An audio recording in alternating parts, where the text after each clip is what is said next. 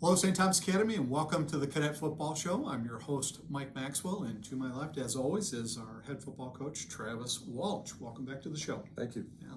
So, Coach, a tough loss last week, and as we talked off camera, in one of the most enjoyable high school football games that I have had the pleasure of witnessing in quite a while, and certainly, a departure from what most of the season has been. Lopsided one way or the other. Mostly on our, mostly we're coming up with some big wins, and so to have a tight game that went back and forth was a lot of fun. An overtime loss, 35-34. Give us your thoughts on the game. Well, I thought we let a really good opportunity slip out.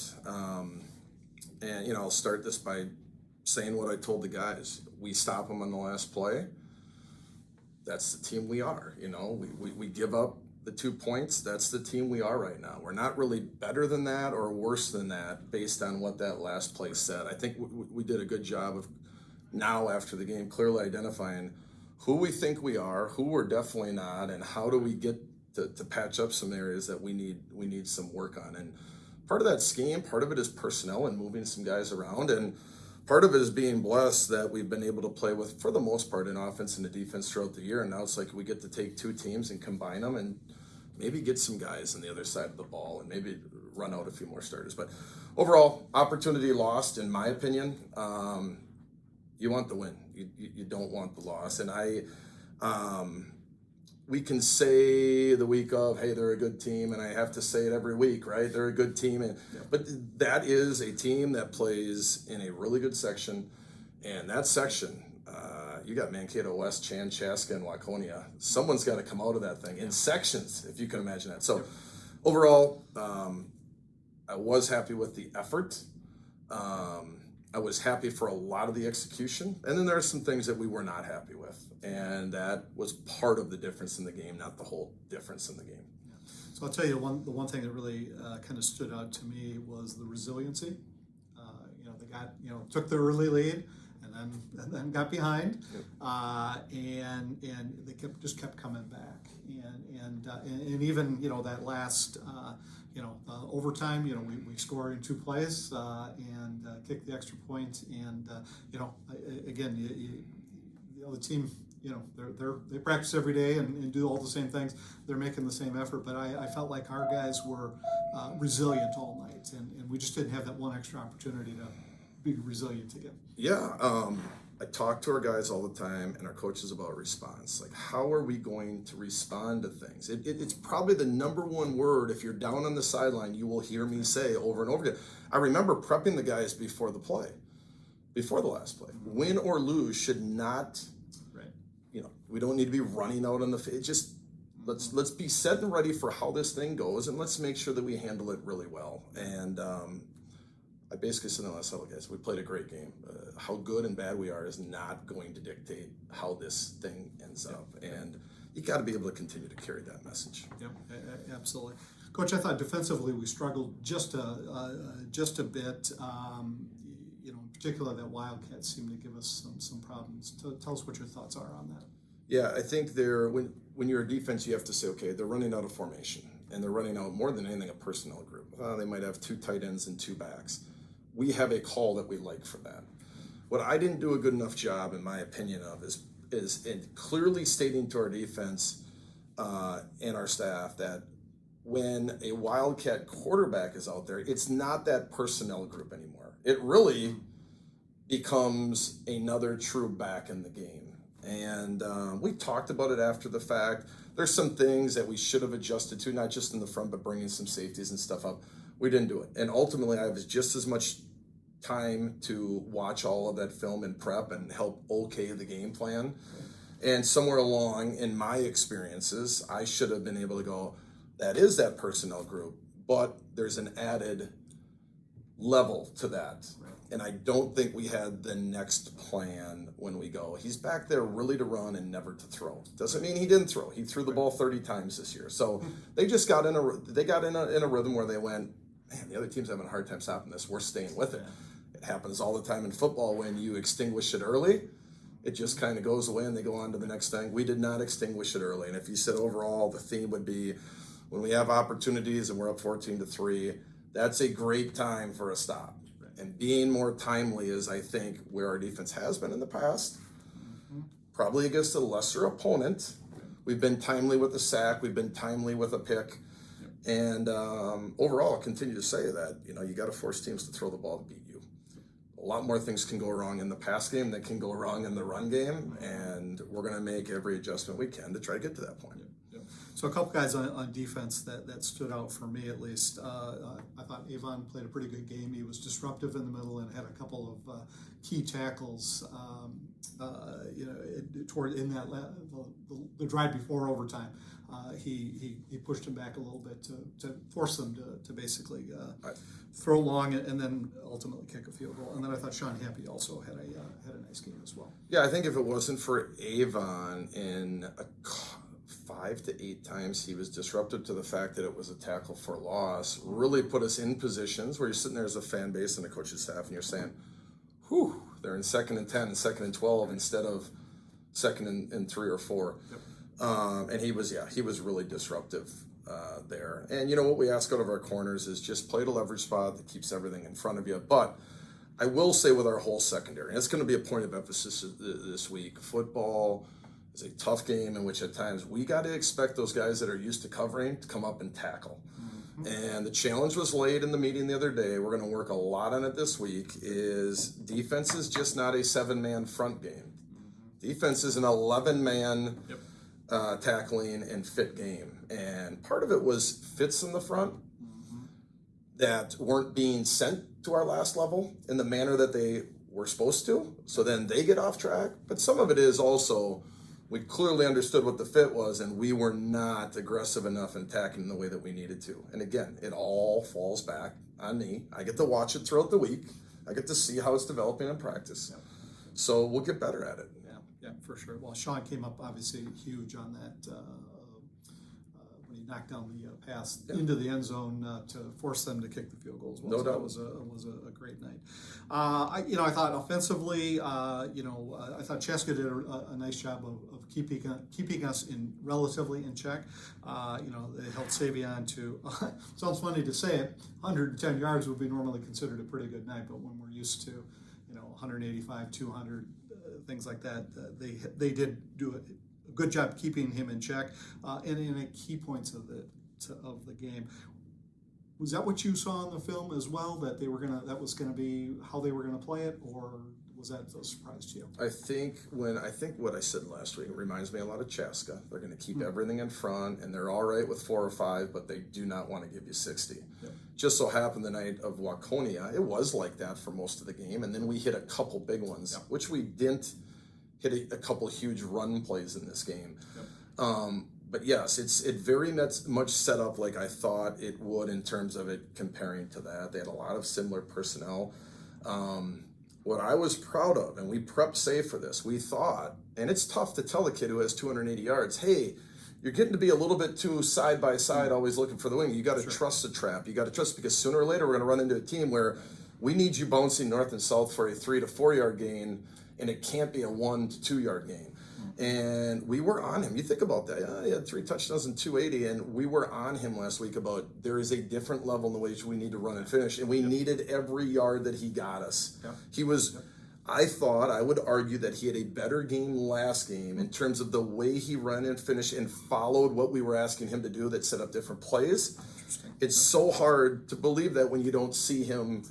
But if he would have decided to stick and bounce and do some things he did against lesser opponents, those turn into 2 and 3 yard losses against better teams, and that is the stuff that goes unseen, and I was so proud of that.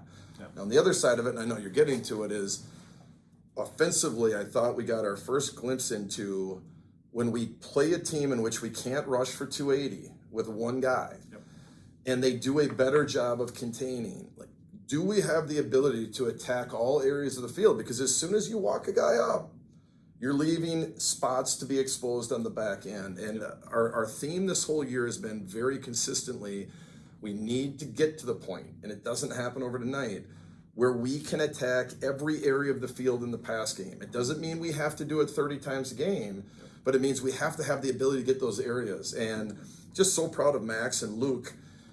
constant conversation coming off the field. And I'd ask Luke, or our wide receiver coaches would ask Luke, or a quarterback coach, where are they playing you? Because every time you move someone here, they're giving up something. Luke, they're outside. We got in-breaking routes. And that communication has grown, but it takes really good protection and a really good quarterback to be able to put it there. And then it takes a really tough receiver to go, I'm running this in-breaking route where I know I'm getting hit, and I'm going to catch it. Right.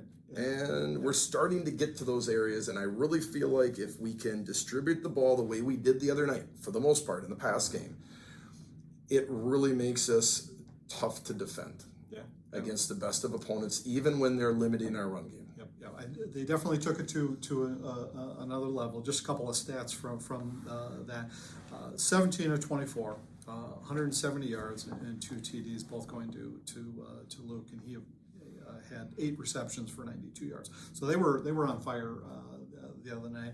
And interestingly enough, we had 173 yards on the ground and 170 in the air. So that's probably maybe an unusual balance for us, but actually could be pretty powerful come playoff time. So, and the other piece is the 17-20. It puts you at about a 70% completion rate, which we don't want to have to throw 24 times. I'm glad, we had to. Part of it was because 2 2-minute drives force you, end of half, end of game, to throw more. But I don't care if we're throwing 12 times. If we're at 70%, we're doing something really, really well. And early in the year, we're at 30%. Then it went up to 40, and it's been pretty consistently 50. But being in that 70 range puts you in a pretty good spot for a high school. I was just going to say, for a high school pass game, that's pretty solid. So there's a couple of two times during the game that I want to just chat about briefly. Third quarter, one of the things we commented on the broadcast was, that initial stop in the third quarter was going to be super important. Of course, you do that. We get the ball back. We're driving the field, just chunking it out 4 or 5 yards at a crack, and we get to the 24-yard line, 4th and 2. Did you give any thought to kicking a field goal at that time, rather than trying to run? Say, 41 yards feels like it might be in Declan's range. So how did you come to that process? So a couple things. Now refresh me on what the score was, because I don't have it off the top of my head. So part of it is where we at. Yes, it would have been the halftime score, I believe. Yes, yeah. So what 14 to 10, I believe, at that point. I think it was more than that. Anyway. So two things. We had a 4-point lead. That's what I'll tell you that. I know we had a 4-point lead. Yep. So part of it is, can Declan hit from 41? Absolutely. Yeah. Can we protect and do everything we need to do for the 41, because it's different than an extra point? Yep. I think we can. Right. If I'm going to compare that to saying that we're 4th and 2 with our O-line and Savion has the ball in his hands, that becomes a whole other thing. Yeah. And I think if that 3 points would have put us up to 9 points, where it becomes a 2-score game, at that point in the game, I think it would have been a no-brainer. Right. Okay. I think at that point, I'm going, this still keeps us within a 1-score game. Yep. And that's easy to say now, right? But if you're asking me what went through the process there, and we were driving the ball, and I really thought it was going to take more than 3 more points to win that game based on how the first half had played out. Yep. That's probably what all led up to the decision at the time. Sure. But I will say, I'm a special teams guy, which part of our biggest problems have been special teams. Yep. My answer to would you line up Declan to kick it is absolutely every time, if it only had to do with Declan kicking it. There's a lot more things. As we found out later in the game, we were having some protection issues, and it ended up costing us on the extra point. So the other side of, if it's close enough where Savion has the ball in his hand with 2 yards, yes, but it was not the right formation to be in. We talked about it as an offensive staff after the fact, and we really put Say in a bad spot. Right. We really did. Okay. All right. Good. Great insight there. And then one final thing. We get the touchdown. You mentioned it before. We had a great actually it was about a 3.5 minute drive, and we take the lead 27-24. Missed an extra point, which would have obviously made a huge difference. On the kickoff, though, you have Declan's squib kick. It goes to about the 30, actually 25. Of course, we get called for unnecessary tackle out of bounds, so that didn't help. But is there a reason you didn't try to kick it deep or maybe into the end zone at that stage? Yeah, so part of it is we kicked it deep earlier in the game, and they had about a 60-yard return. Okay. If I would have been guaranteed that it was going through the end zone, sign me up. Now, you go back, and I knew in game, the reason they hit the big one is they had a block right in the back, and it got called. The officials did a great job. But it doesn't mean it doesn't still sit in the back of your mind, right? For sure. So the first thought is kick it out of bounds. They get it at the 35-yard line. And part of kicking out of bounds means you run no time off the clock. 0. And everyone's going to sit there and go, well, what's the big deal? They got 35 seconds to go. Well, it's a really big deal when you look at the end of the game and you go, they had 6 seconds to kick the PAT or the field goal to tie it. I think it was actually less than that. That is one full play. So as soon as we kick the ball and it goes on the ground, the clock would start. And they got to field it and they got to come back upfield. So we're running a play.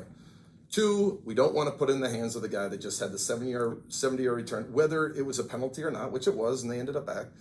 Do we want to heat that guy up again? So where we could have been better, we would have wanted it squibbed past the end, back to the fullback.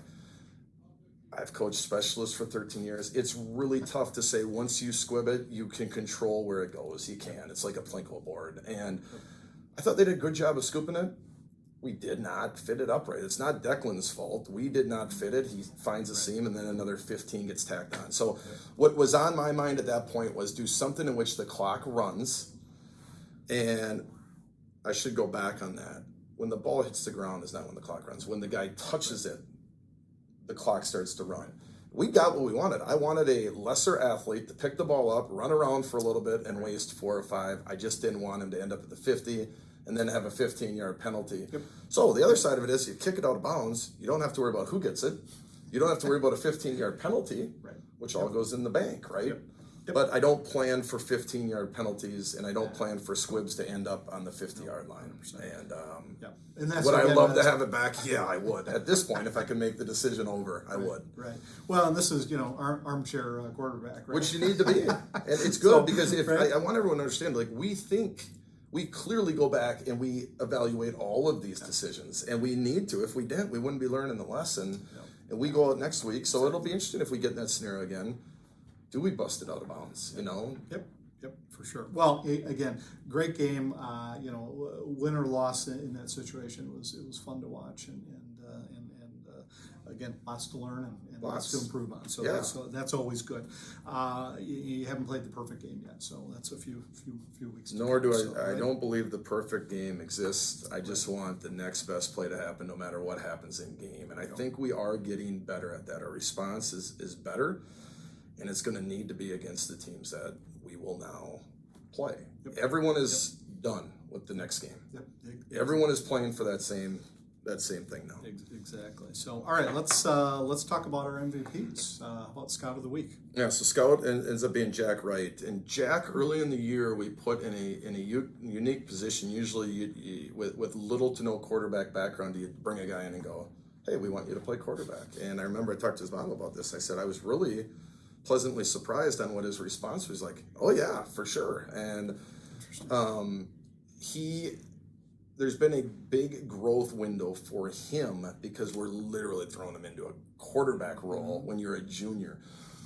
But I watched him pitch, I look at his size, and I say that I think there's something about being a pitcher that correlates with being. He accepted it, and he has gotten better every week. Even little things like not being a quarterback, when something doesn't happen, we always say, just continue the play so our defense gets a rep no matter what. Right. He's had to learn all of this stuff.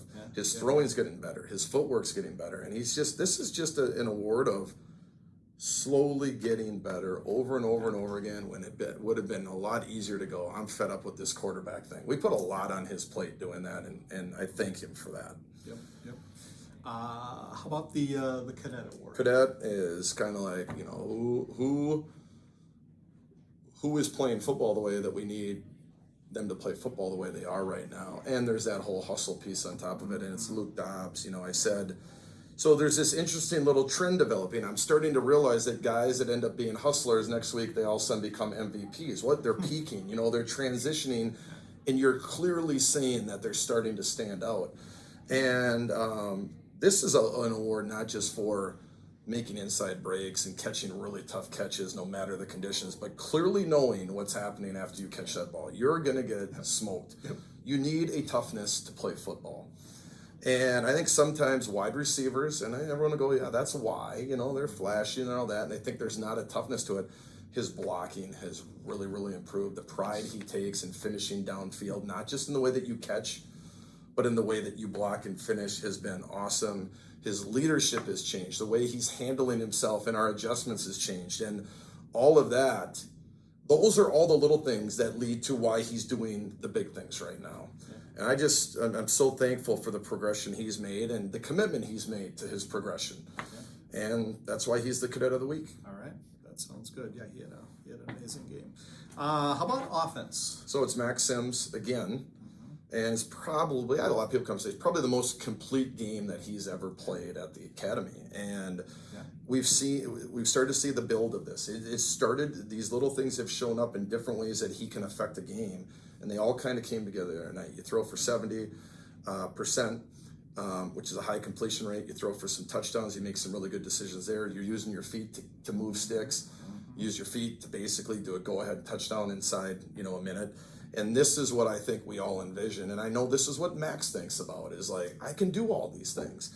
Yeah. And it's all coming together. And yeah, he was our MVP last week, and he was our MVP this week. And it's just, the way he played is the way we're going to need him to have to play throughout the rest of the year. Yep, agreed. How about on defense? You said it earlier, it's Avon. And again, last week he was our hustler. He's our cadet.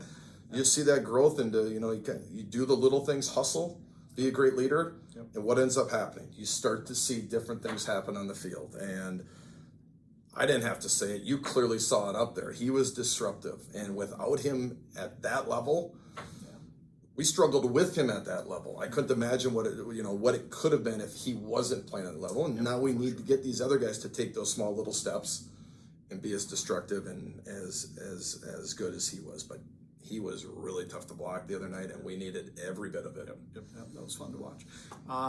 And then finally, special teams. Declan Wilson, and he struck the ball well. We asked him to do a couple different onside situations and unique positions. So people went, why'd you onside at the end of or after the first penalty? Well, we're kicking off from the 40, so we could just blast it through the end zone, and they would get the ball at the 25-yard line. There is another level to this where you could chip it down and try to get them to field it inside the 10, try to rally down there.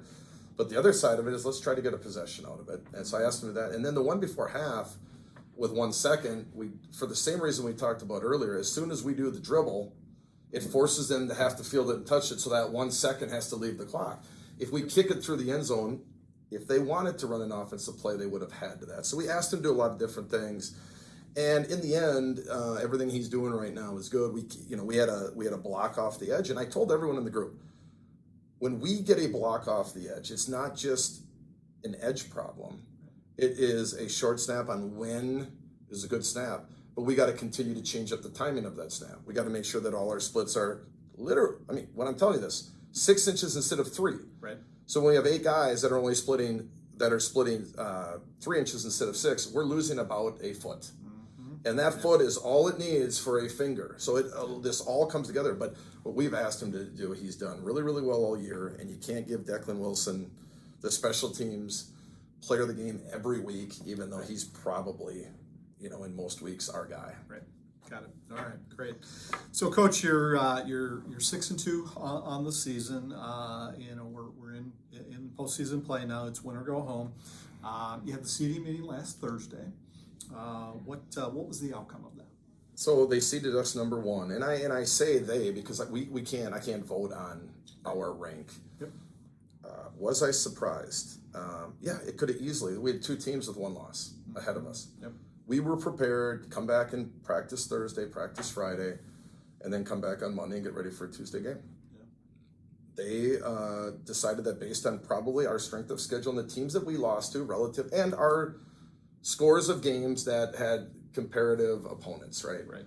So it really is, they voted that. We didn't vote that. And we were thankful for it. It gives us more time, it gives us more rest, it gives us home games, and they're all good to have this time of year. Yeah, I shared something with our team. I said, I worked at a university in which we won roughly 90% of our football games over the course of 13 years. We won a lot of playoff games. And I asked them, I said, how many road games do you think we won at a university in which we won 90% of our games over 13 years? And the answer was 1. Our very first road game ever. And we had, I don't know how many it was, probably 6 or 7 or 8 throughout the years. Right. Winning on the road is tough enough. Winning on the road in the playoffs means you're going on the road against a team that is projected to be better than you. Yep. So the bottom line is, let's be at home as long as we can be at home, even if you have the better team. Yeah, for sure. So, obviously we feel good about having the number 1 seed. I'm just going to run through the brackets just so we've got the fans out there have a sense of what's going on here. So we're the number 1 seed. Number 2 is Bloomington Jefferson with a 7-1 record. Number 3 is Apple Valley with a 3-5 record. Now this is the one that's interesting. Number 4 is Two Rivers. They're 7-1, yet got seated behind Apple Valley, who's 3-5. So they ask us all to basically rank, but don't rank yourself. Yep. And I'm sitting at the other end of that going 7-1, 7-1, we're 6-2.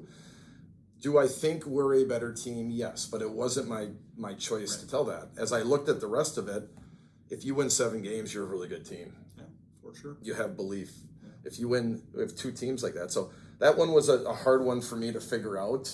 There was a tie. And with my understanding is with other districts, they then just go right to QRF to break the tie. And that wasn't done within our district. Okay. So if I were Two Rivers, I know that they're probably not happy about that. Yeah. Again, they lose a home game. They're going on the road this week at 7-1. Yep. If you flip that and tell your kids, hey, we're playing against everyone right now. No one believes in you. I mean, I'm sure that's what they're doing over there right now. And I think Two Rivers has a legitimate chance to win that game. I really do. Yep. But we'll see. We're going to play the winner of that game. Find it right, exactly. And then the final 2 teams are Hastings and Kennedy. And so you mentioned it already, Two Rivers playing Hastings on Tuesday night. That's the winner of that is who we will play on Saturday. We know a little bit about Hastings. We saw them a couple of weeks ago. What can you tell us about Two Rivers? Besides being 7-1. Yeah, 7-1. I know our guys know a lot of their guys. I actually go way back with their co-head coach. So Coach Orth has been there forever. Yep. Their new co-head coach is Bruce Carpenter. Mm-hmm. And believe it or not, when I was an offensive coordinator at Winona State back in 1999, 2000, he was our quarterback. So I go back, whatever it is now. It's hard to say. 20 years, 25 years with Bruce.